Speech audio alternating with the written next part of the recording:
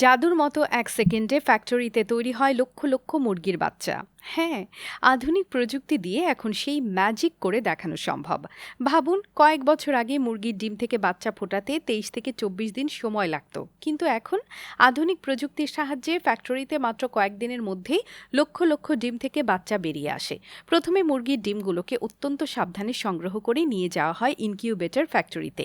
এই ফ্যাক্টরিতে ডিমগুলোকে সর্বপ্রথম কনভেয়ার বেল্ট দিয়ে একটি স্ক্যানার মেশিনের মধ্যে পাঠানো হয়, যেখানে নষ্ট ডিমগুলোকে আলাদা করা হয়। স্ক্যানার মেশিনটি ডিমের ভেতরের ছোট্ট দাগগুলো চিহ্নিত করতে পারে, যেগুলো থেকে বোঝা যায় ডিমটি নষ্ট।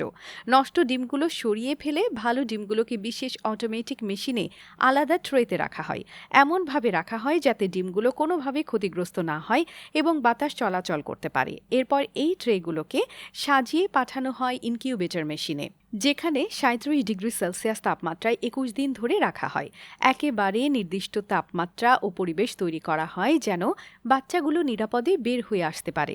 21 দিন পর মুরগির বাচ্চাগুলো নিজেদের জাদুকরী উপায়ে ডিম ভেঙে বাইরে আসে।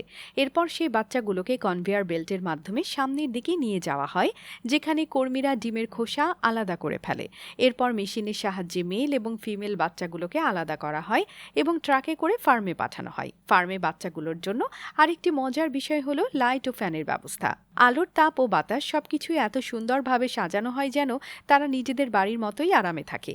ফার্ম সবসময় পরিষ্কার রাখা হয় যেন কোনো রকম রোগ জীবাণু সেখানে না ছড়াতে পারে। আরও মজার ব্যাপার হলো, মাত্র 2 মাসের মধ্যে এই বাচ্চাগুলো বড় হয়ে পূর্ণবয়স্ক মুরগিতে পরিণত হয়। তখনই তারা ডিম দেওয়ার জন্য প্রস্তুত হয়ে যায়।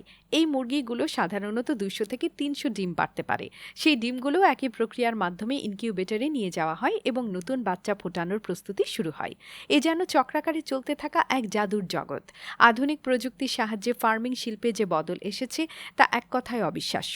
ডিম থেকে বাচ্চা ফোটানোর পুরো প্রক্রিয়াটি এখন অনেক দ্রুত এবং কার্যকরী হয়েছে। সময় ও শ্রম দুটোই কমেছে, উৎপাদনশীলতা বেড়েছে। আমাদের খাদ্য সরবরাহ শৃঙ্খল ও আরও মজবুত হয়েছে। বাজারে পর্যাপ্ত পরিমাণ মাংস ও ডিম সরবরাহ করা সম্ভব হচ্ছে। Incubator, scanner machine, automatic tray, conveyor belt সব মিলিয়ে এক আশ্চর্য জাদুর যাত্রা। আজকের আধুনিক ফার্মিং এই সব প্রযুক্তি ছাড়া কল্পনাই করা যেত না। আশা করি এই মুরগির ডিম থেকে বাচ্চা ফোটানোর এই আশ্চর্য প্রযুক্তির কথা শুনে আপনিও মুগ্ধ হয়েছেন। আধুনিক ফার্মিংয়ের এই যাত্রায় আমরা সবাই যেন একসাথেই আছি, জাদুকরদের সেই শোর দর্শক হয়ে।